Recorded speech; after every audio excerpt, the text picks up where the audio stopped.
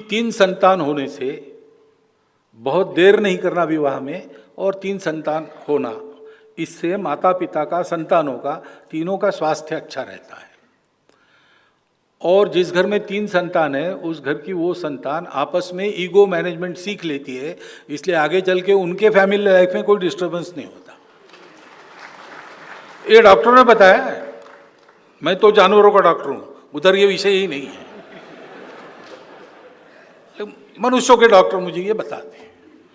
फिर अपने देश की पॉलिसी है, पॉपुलेशन पॉलिसी, वो 2.1 रिकमेंड करती है। अब वो देश का एवरेज 2.1, ये तो ठीक है, लेकिन संतान होती है तो 0.1 संतान कभी होती नहीं।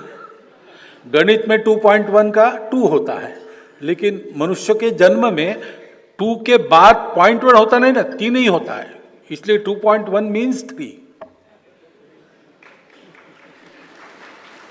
तो भारतवर्ष के प्रत्येक नागरिक ने यह देखना चाहिए कि अपने घर में 3 होने चाहिए।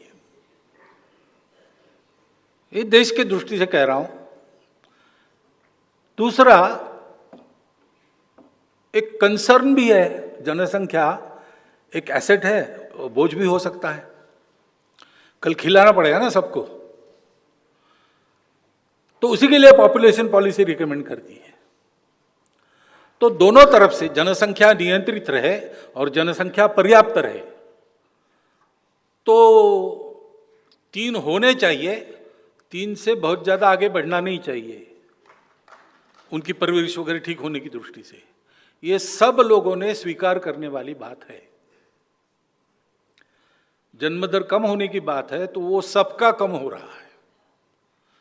हिंदुओं का पहले से कम था तो ज्यादा कम हो रहा है, बाकी लोगों का उतना कम नहीं हो रहा था तो आज उनका ज्यादा दिखता है, लेकिन उनका भी कम हो रहा है। प्रकृति ऐसा करती है, संसाधन कम है, जनसंख्या ज्यादा हुई तो प्रकृति में ऐसा कुछ होता है। तो इसका संदेश लेके सब लोगों ने 3 से कम नहीं करना और 3 से आगे करना, इसके लिए नई पीढ़ी को तैयार करना चाहिए।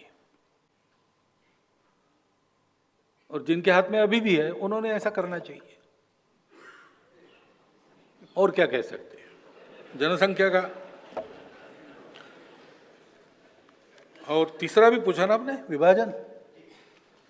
संघ ने विभाजन का विरोध क्यों नहीं किया, ये क्या जो रॉन्ग इंफॉर्मेशन है। शेषाद्री जी की एक पुस्तक है, the tragic story of partition, आप सब लोग पढ़िए। उसमें विभाजन कैसे हुआ, विभाजन क्या करने से हुआ और क्या करने से रुक सकता था, विभाजन में किसका क्या रोल था, ये सारी बातें हैं। संघ का मत क्या है इसके बारे में, इसका ठीक ठीक पता उस पुस्तक के पढ़ने से आपको पता चलेगा। विदाउट मीन्सिंग वर्ड्स वो पुस्तक लिखी गई है, उसको आप पढ़िए। तो संघ ने विरोध किया था, लेकिन संघ की ताकत क्या थी उस समय। पूरा देश महात्मा जी के पीछे था। महात्मा जी ने तो कह दिया था मेरे लाश पर होगा।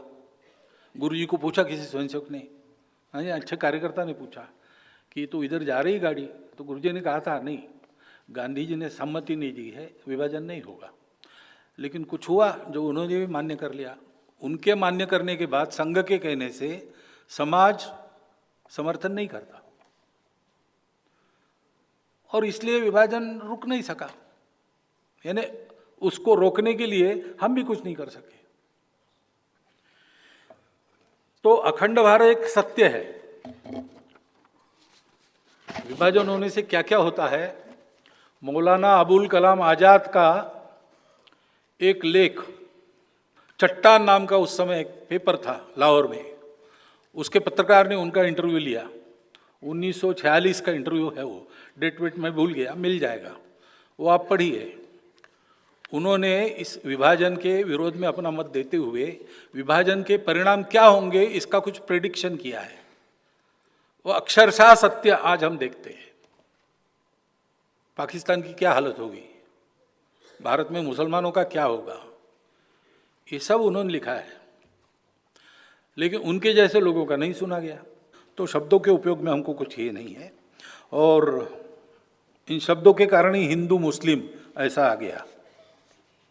हिंदू मुस्लिम एकता वगैरह, मेरे मन में आता है कि जो अलग है उनको एक करने के लिए एकता की बात, जो एक ही है उनकी क्या एकता करना है? क्या बदला है? कि पूजा बदली है और क्या बदला है? लेकिन जो डर भर दिया गया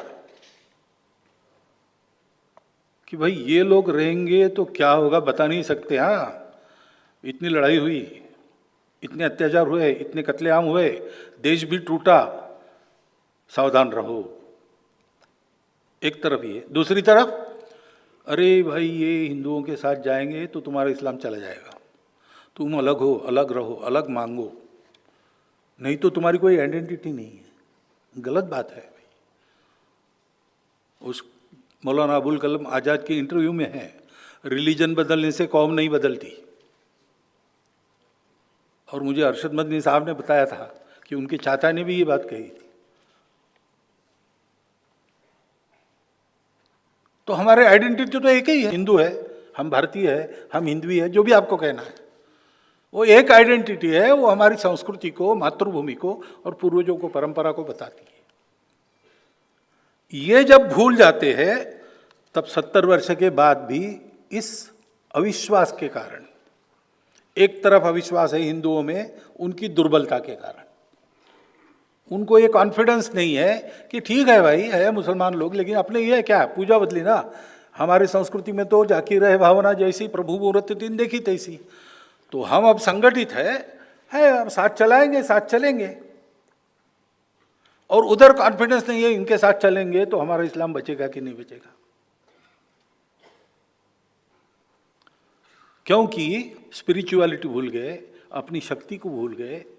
एक जगह शक्ति जागरण करना आवश्यक है, समाज का संगठन करना आवश्यक है, दूसरी जगह ये गलतफहमी हटानी आवश्यक है। भाई पहले दिन इस्लाम भारत में आया तब से आज तक इस्लाम यहाँ है और रहेगा। ये मैंने भी पिछले बार भी कहा था, इस्लाम नहीं रहेगा ऐसे सोचने वाला हिंदू सोच का नहीं है, हिंदू सोच ऐसी है नहीं। दोनों जगह ये कॉन्फिडेंस बने तब ये संघर्ष खत्म होंगे। तो पहले ये मानना होगा कि हम सब लोग एक है, हमारी भाषाएं अलग है, जाति पाति अलग है, पूजा अलग है, ये सब है, विशिष्टताएं हैं हमारी, लेकिन सबसे ऊपर ये हमारा राष्ट्र है, सबसे ऊपर ये हमारा देश है, हमारा समाज है, हमारी संस्कृति है, और वो अलग अलग नहीं है। We are not a federation of communities और societies, we are one people, we the people.